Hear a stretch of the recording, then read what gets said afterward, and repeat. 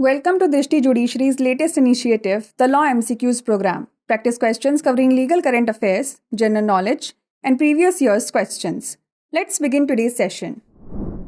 The first question is, which case marked the first reported instance of public interest litigation in India? SP Gupta versus Union of India, Mumbai Kamagar Sabha versus Abdul Thai, Hussain Ara Khatun versus State of Bihar, और PN Bhagwati versus Union of India. निम्नलिखित में से किस मामले को भारत में जनहित याचिका का पहला सूचित मामला बताया गया है? SP गुप्ता बनाम भारत संघ, मुंबई कामगार सभा बनाम अब्दुल थाई, हुसैन आरा खातून बनाम बिहार राज्य, या PN भगवती बनाम भारत संघ? The correct answer is option C, Hussain Ara Khatoon versus state of Bihar. इसका सही उत्तर है ऑप्शन सी, हुसैन आरा खातून बनाम बिहार राज्य.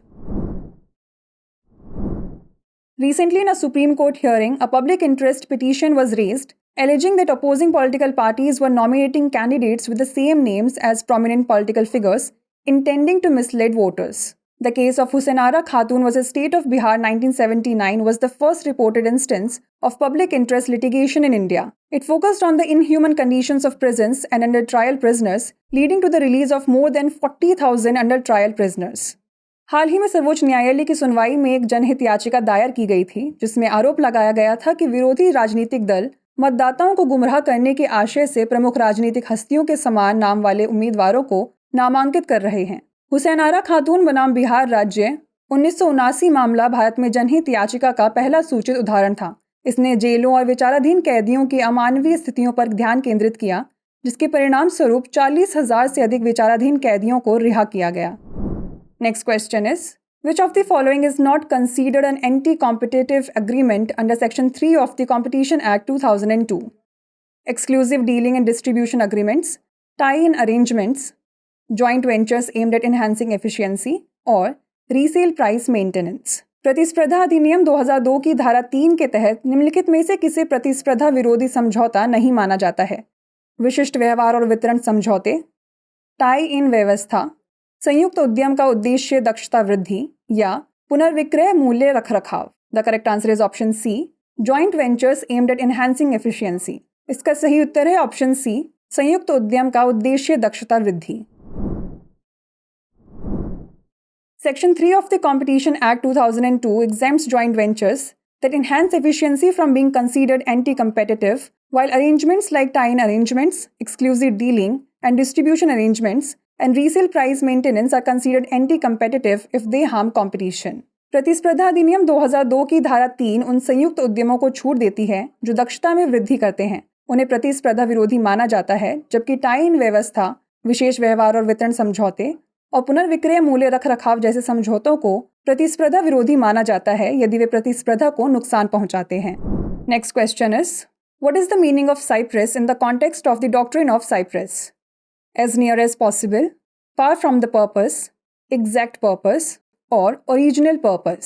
साइप्रस के सिद्धांत के संदर्भ में साइप्रस का क्या अर्थ है?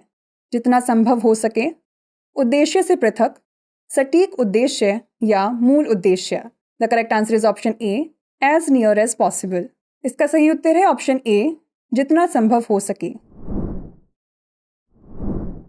The term Cyprus comes from Norman French, meaning as near as possible.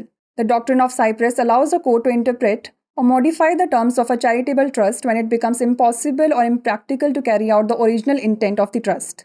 शब्द साइप्रस नॉर्मल फ्रांसीसी शब्द साइप्रस कम पॉसिबल से आया है, जिससे तात्पर्य है जितना संभव हो सके.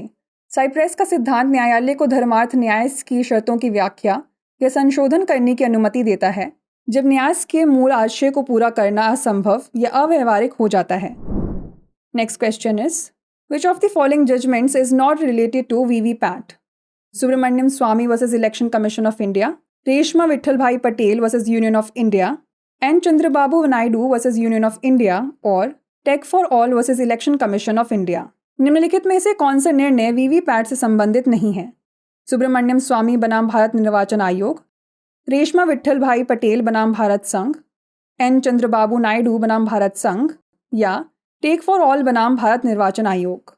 The correct answer is option D, Tech for all versus election commission of India. इसका सही उत्तर है option D, Tech for All बनाम भारत निर्वाचन आयोग. Recently, the Supreme Court affirmed the use of electronic voting machines and voter verifiable paper audit trail, that is VVPAT, in the case of Association for Democratic Reforms versus Election Commission of India and others. While the other three judgments are directly related to VVPAT, the case Tech for All versus Election Commission of India is not associated with VVPAT. It dealt with the public interest litigation seeking 100% verification of VVPAT against the EVM outcomes, and the Supreme Court dismissed it. हाल ही में सर्वोच्च न्यायालय ने association for democratic reforms बनाम election commission of India और अन्य मामले में electronic voting machine और voter verifiable paper audit trail के इस्तेमाल की पुष्टि की। अन्य तीन निर्णय प्रत्यक्ष रूप से वीवीपैट से संबंधित है, जबकि टेक फॉर ऑल बनाम इलेक्शन कमीशन ऑफ इंडिया 2019 मामला वीवीपैट से संबंधित नहीं है। इसने ईवीएम परिणामों के खिलाफ वीवीपैट के 100% सत्यापन की मांग करने वाली एक जनहित याचिका पर विचार किया, जिसे सर्वोच्च न्यायालय ने खारिज कर दिया। The last question is, the Code of Criminal Procedure 1908 is an arbitrary law, a substantive law, an adjective law, or none of the above. दंड प्रक्रिया संहिता 1908 है एक मनमाना कानून, एक मौलिक कानून, एक विशेष कानून या इनमें से कोई भी नहीं। The correct answer is option A, an arbitrary law. इसका सही उत्तर है ऑप्शन A, एक मनमाना कानून। The Code of Criminal Procedure 1908 is an arbitrary law. It neither creates nor takes away any right. दंड प्रक्रिया संहिता 1908 एक मनमाना कानून है। यह ना तो कोई अधिकार प्रदान करता है और ना ही छीनता है। Before we wrap up, here's a question for you. Under the Gujarat Prohibition Act 1949, liquor includes spirits, wine, toddy or all of these options. Gujarat निषेध अधिनियम 1949 के तहत शराब या लिकर डैश शामिल हैं, स्पिरिट, वाइन, ताड़ी या ये सभी विकल्प। इसका उत्तर हमें कमेंट सेक्शन में ज़रूर भेजिएगा। ऐसी और वीडियोस देखने के लिए लाइक, शेयर और सब्सक्राइब करना ना भूलें। धन्यवाद।